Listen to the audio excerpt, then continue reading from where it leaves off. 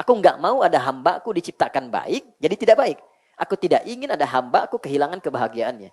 Maka dipaksa kita menunaikan menu ini. Contoh, kata takwa pertama yang menjadi menu ibadah kita dalam Al-Quran disebutkan sholat. Babnya sudah dalam kita bahas, sudah ada pertengahan. Silahkan teman-teman cek. Sholat ini ketika pertama disebutkan di Quran disandingkan dengan takwa. Al-Baqarah ayat 2 dan 3. Dzalikal kitabu la raiba fihi hudal lil muttaqin. Alladzina yu'minuna bil wa yuqimunas muttaqin itu orang sholat. Orang takwa. Ya kan? Siapa orang takwa? Ciri pertamanya apa? Orang takwa itu adalah orang yang mencoba memancarkan cahaya imannya dengan cara apa? Melakukan sholat satu.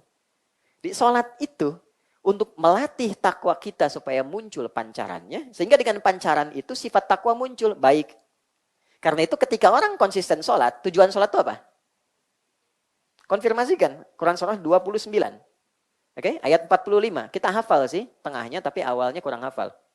Ya, tengahnya itu innas sholata tanha 'anil fahsya wal munkar. Utlu ma uhya ilaika minal kitab. Muhammad, baca, pahami, ajarkan pada umatmu. Ini loh kenapa harus sholat. Ini loh maknanya sholat begini. Semua terkumpul dalam Al-Quran, jelaskan olehmu dalam hadis. Kalau sholatnya itu benar, maka pribadi orang itu akan dirubah oleh Allah dan dijaga menjadi baik. Lawan baik apa? Buruk. Jadi untuk mengetahui hakikat sesuatu, cari lawannya. Kalau pengen tahu malam, berarti lawannya siang. Ya kan? Kalau ingin tahu baik, lawannya apa? Buruk. Buruk itu cuma dua. Kalau bukan fahsyah, itu mungkar. Maaf teman-teman, maaf sekali. Maafkan saya.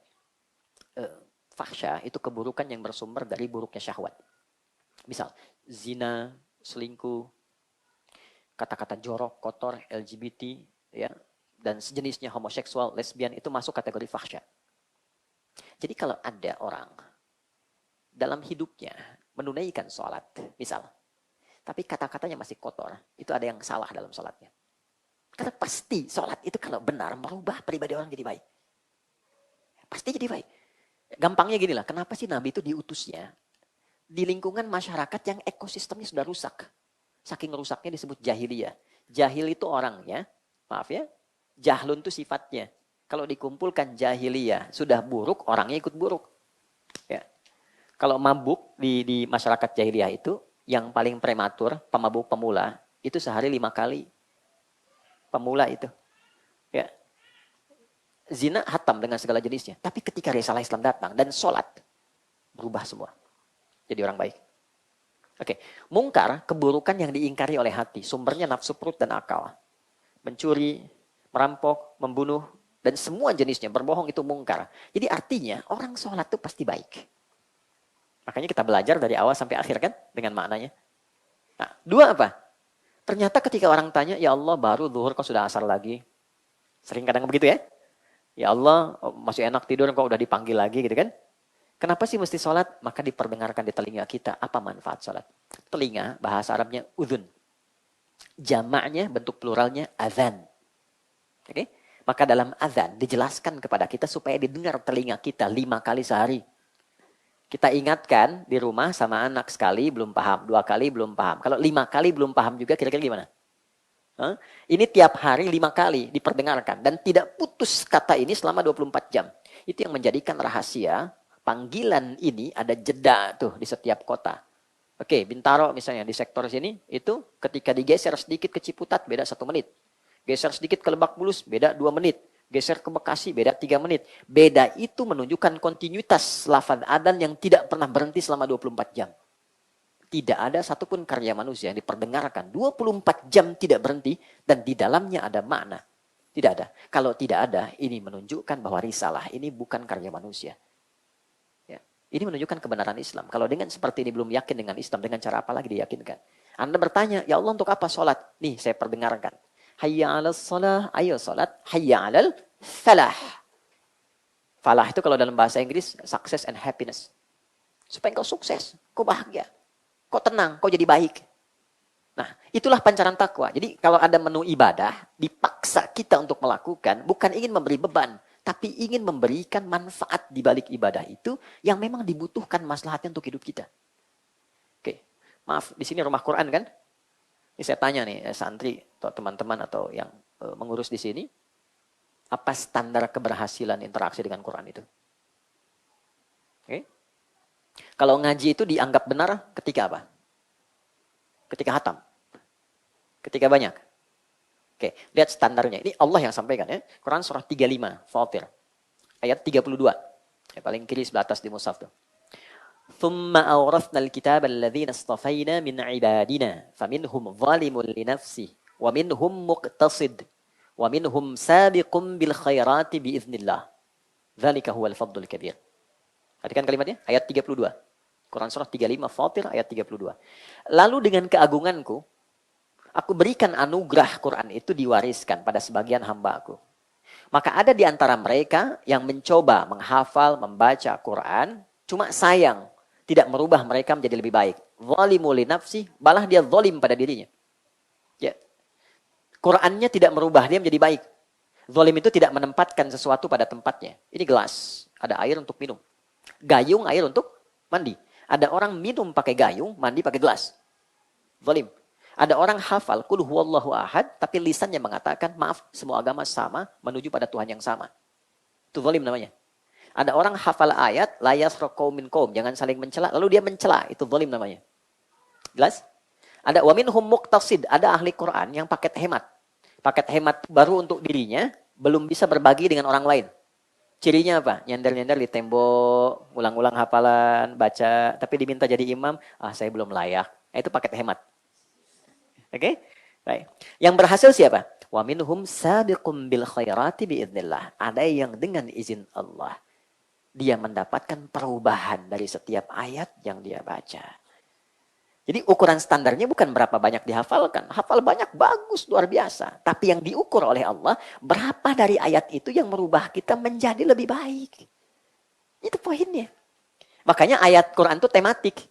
114 surah, 30 juz, 6.236 ayat, 52.000 kosakata, itu ada tema. Imam Al-Bukhari mengeluarkan 97 tema dari 114 surah. Makanya kitabnya disebut Al-Jami'.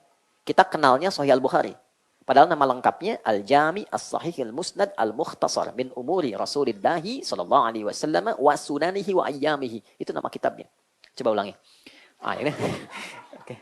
Karena panjang kita singkat Sahih Al-Bukhari.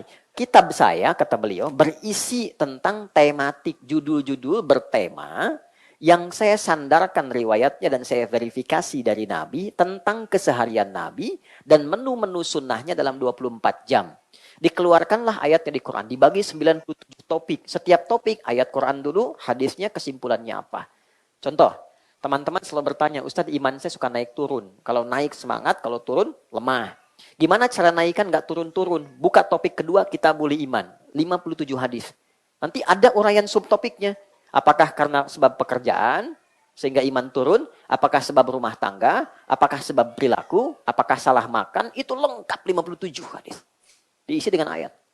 Menunya begitu. Jadi ngaji Quran dulu itu, para sahabat komentarnya selalu begini. Kami itu jarang ngaji melampaui 10 ayat. 5 ayat paling standar, paling banyak 10 ayat. Setelah mampu memahami, mengamalkan, baru kami tambah. Umar bin Khattab, hafal Al-Baqarah, itu kurang lebih hampir 20 tahun. Dengan amalnya. Dengan amalnya. Ya. Apakah pribadi biasa? Tidak, beliau jenius. Sangat jenius. Toha Hussein punya kitab tentang kejeniusan Umar. Abqariyah atau Umar. Nah, secara singkat gini. Kalau saya pengen akselerasi. Ya, waktu terbatas. Ya, saya pengen akselerasi. Saya ingin pancaran takwa mengalir cepat ke semua bagian tubuh saya. Gimana caranya? Dengan satu amalan. Saya kumpulkan semua keistimewaan tadi. Maka ada satu amal. Nah, ini rahasia di antara kita ya, bagi ini aja. Ada satu amalan yang saat dikerjakan, semua amal lain ikut dan mempercepat pancaran cahaya takwa kita. Itulah puasa. Itulah apa? Puasa. Ya. Karena saat puasa dikerjakan, semua amal yang tadi disebutkan, semua akan ikut. Gak percaya? Orang kalau tidak puasa, jangankan sunnah, fardu terlambat rasanya biasa.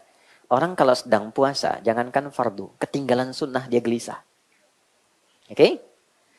Saat tidak puasa, nggak baca Quran biasa. Saat sedang puasa, nggak baca Quran, rasanya ada yang kurang. Tidak puasa, ada orang minta di depan mata, belum tentu diberi. Saat puasa, yang tidak kelihatan, mulai dihitung. Di sini du'afanya berapa ya? Yatimnya berapa ya? Itu hebatnya puasa. Dan saat yang bersamaan, puasa itu bisa menekan fungsi-fungsi nafsu. Jadi taat meningkat, maksiat ditekan.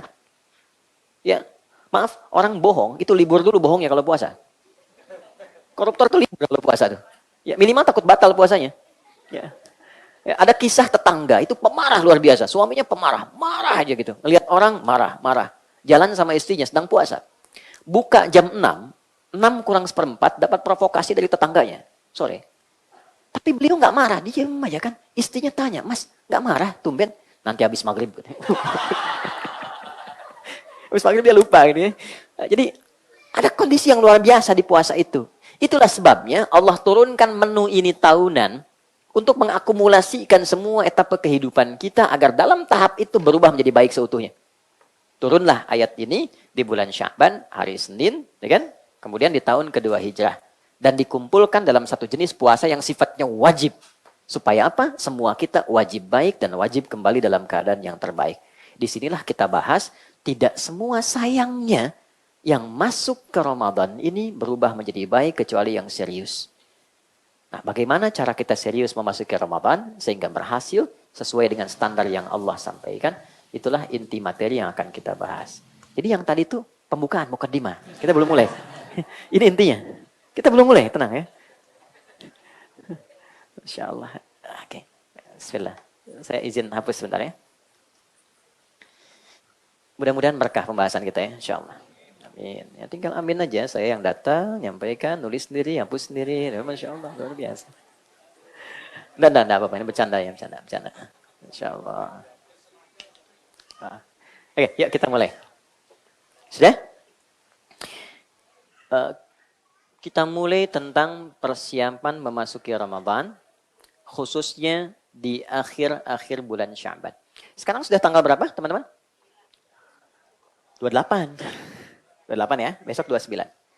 Gampangnya begini, kalau ada sidang isbat berarti tanggal 29. Oke? Baik, sekarang 28, besok 29. Besok nanti ada sidang isbat. Sudah? Baik. Saya akan memulai dulu dengan satu hadis standar dulu. Gimana Nabi mempersiapkan diri sebelum masuk ke Ramadan. Hadisnya riwayat Muslim, Imam Muslim, nomor hadis 2357. 2357. Yang meriwayatkannya sahabat Usamah bin Zaid. Secara singkat, sahabat Usamah ini satu kali mengamati Nabi melakukan satu perilaku khusus di bulan Sya'ban.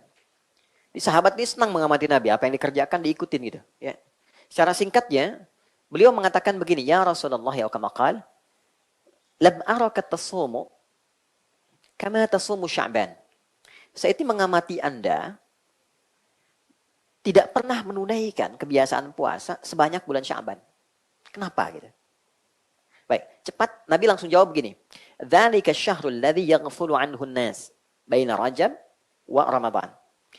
Itu bulan istimewa, dia punya keistimewaan, letaknya antara Rajab dan Ramadan. Baik, sekarang kita gali sebentar ya. Orang ini sudah tahu kalau Sya'ban ini antara Rajab dengan Ramadan. Sudah paham? Kenapa Nabi sebutkan lagi letaknya? Nah, pendalaman di ilmu hadis memberikan kesan begini. Biasanya orang kalau sudah masuk Rajab, perhatiannya tinggi. Belajar tentang sholat, Isra Mi'raj, peringatan Isra Mi'raj. Ya, itu dibawa sampai bahkan ke Sya'ban. Sehingga peringatan Isra Mi'raj pun yang Rajab itu bisa dilakukan di Sya'ban.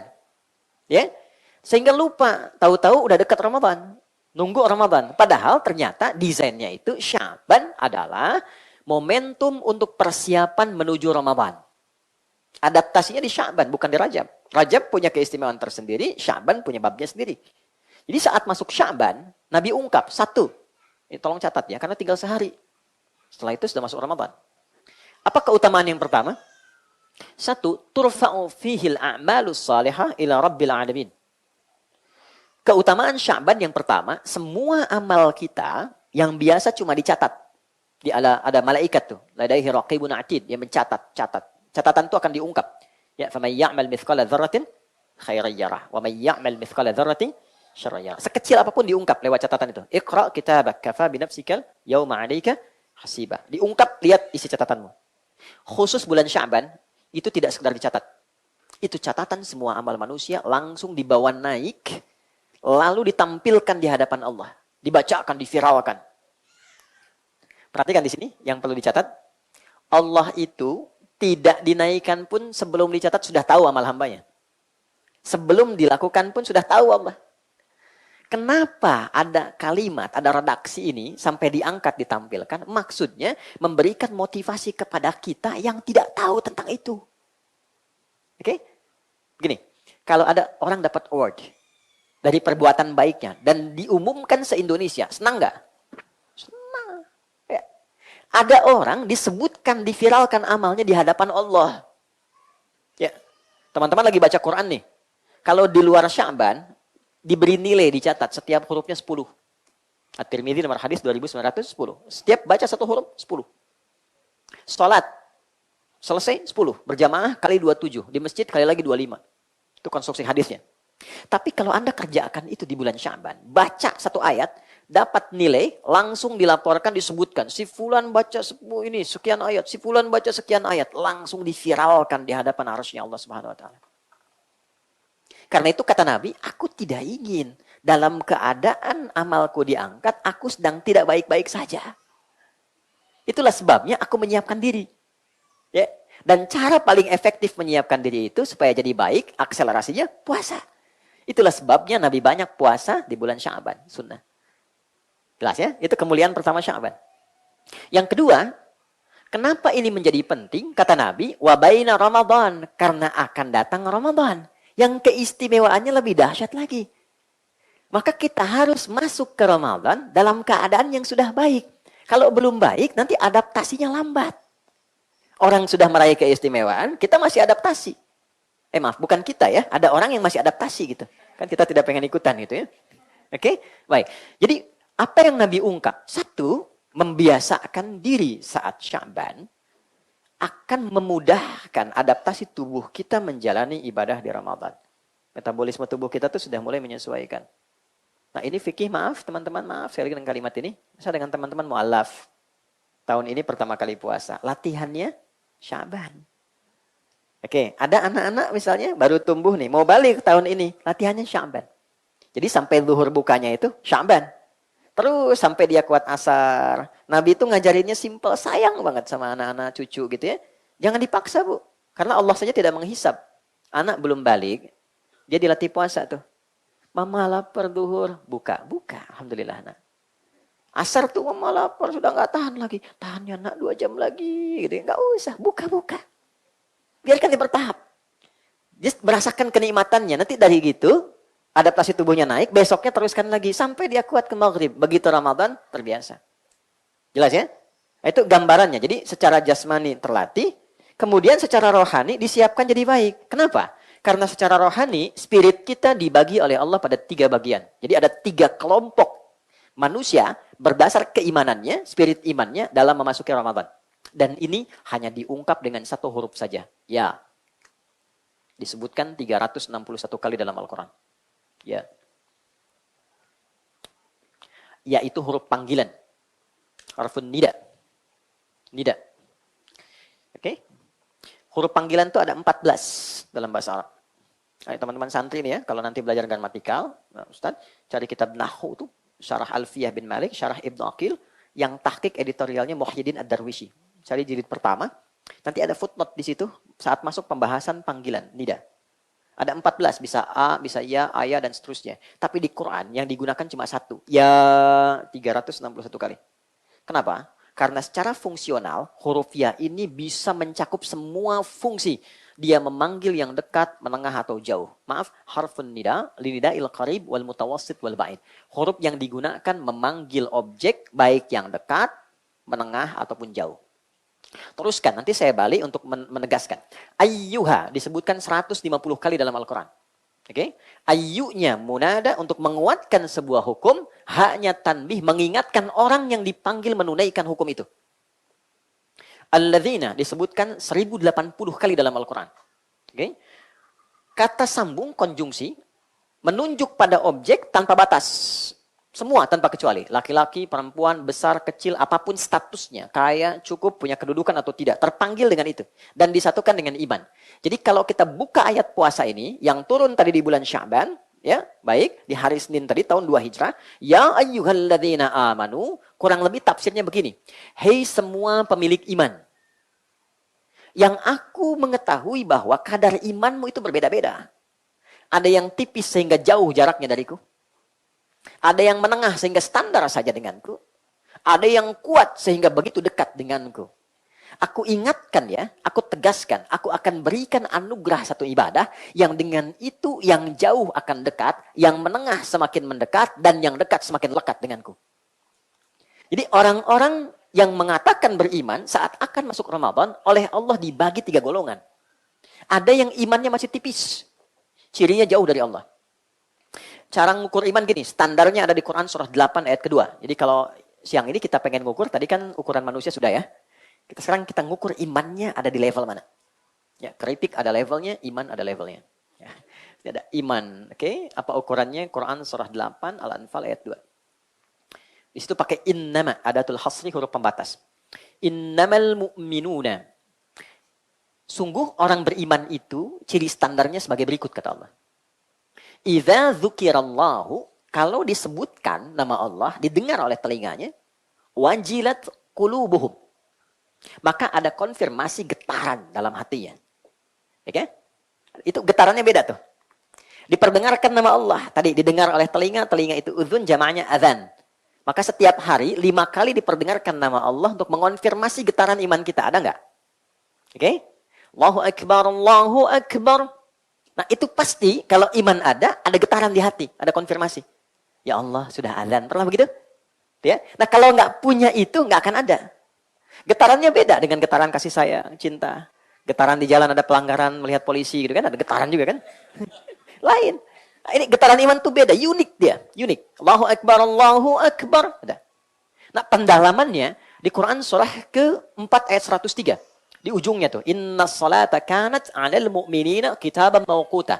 Bahasa terjemahan bebasnya itu, ya, fa idza qadaytumus salata, ya, fadhkurullaha qiyaman wa qu'udan wa 'ala junubikum fa idza ma'nantum fa aqimus shalah. Innas salata kanat 'alal mu'minina kitaban mawquta. Lihat ujung ayatnya.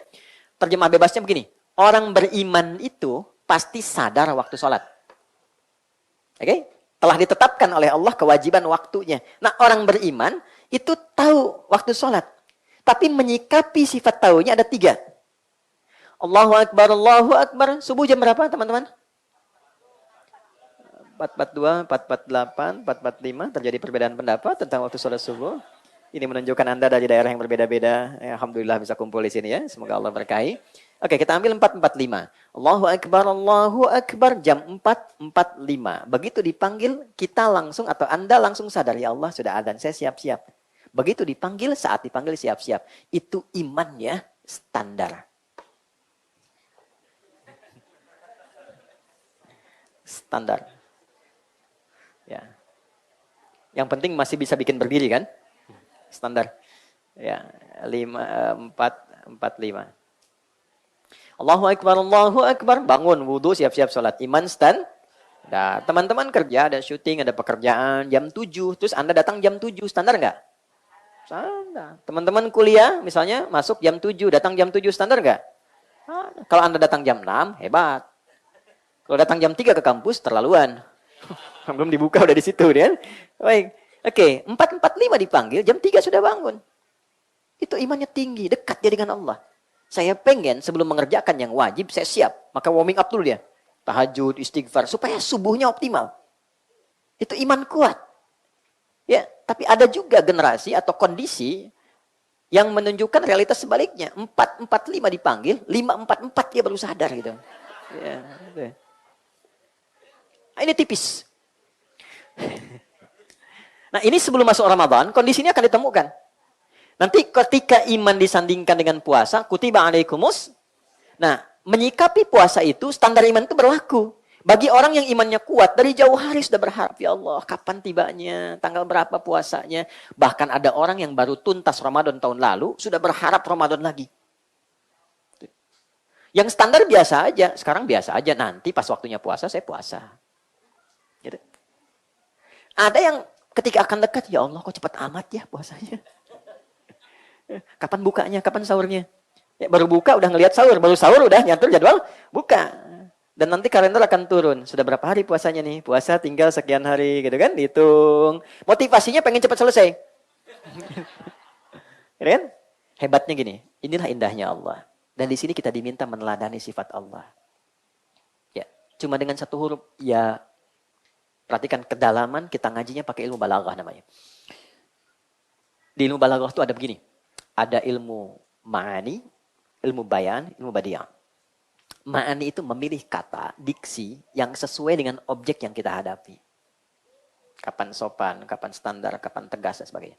Bayan mengungkap satu kalimat sehingga mudah dimengerti oleh lawan bicara. Badi menyampaikan kalimat yang jelas dan indah sehingga nyaman diterima lawan bicara. Menyampaikan tidak terasa digurui. Mengutarakan tidak terasa kalau diajari. Itu badiah. Nanti babnya ada di rumah tangga. Ya. Sayang kamu cantik deh, itu biasa. Tapi kalau pakai badi, Masya Allah, sayang sini deh. Kenapa? Coba lihat ke atas. Rembulan aja kalah sama aura cantikmu malam ini. Nah itu badiah. Ya. Yang terjadi kan lain, orang gak banyak belajar kan. Itu ada dalam Islam. Yang ada kan kukira hari Minggu ternyata hari Rabu. Kukira kau menunggu ternyata cari yang baru. Oke, nah Allah cuma pakai satu kata aja. Ya. Perhatikan cara menerjemahkannya. Hei hambaku, yang engkau merasa punya iman. Aku tahu kualitas imanmu itu masing-masing berbeda. Ada yang tipis merasa jauh dariku. Ada yang standar, ada yang kuat. Aku berikan satu anugerah dengan rahmatku, ibadah Ramadan. Yang dengan itu aku tidak peduli berapapun kualitas imanmu. Yang lemah, aku akan naikkan standarnya sehingga menjadi kuat. Yang menengah semakin lekat, yang dekat semakin mendekat. Itulah anugerah yang Allah berikan di pembuka ayat di awal Ramadan. Jadi awal Ramadan, Allah berikan modal ke semua manusia yang beriman, semuanya semangat menunaikan ibadah Ramadan. Awal Ramadan, catat. Pembuktiannya nanti lihat. Nanti malam pertama puasa, masjid manapun penuh. Awal Ramadan, catat itu. Nih. Awal. Yang nggak pernah ke masjid, bisa sab pertama tuh. Maaf, tapi jangan disimpulkan demikian ya. Itu contoh saja. Yang nggak pernah pegang mushaf, bisa khataman. Ya, awal Ramadan semua semangat. Cuma kalau kita tidak siapkan persiapan yang Nabi hadirkan sejak Sya'ban, nanti modal yang Allah berikan tidak bisa dijaga sampai akhir. Ini yang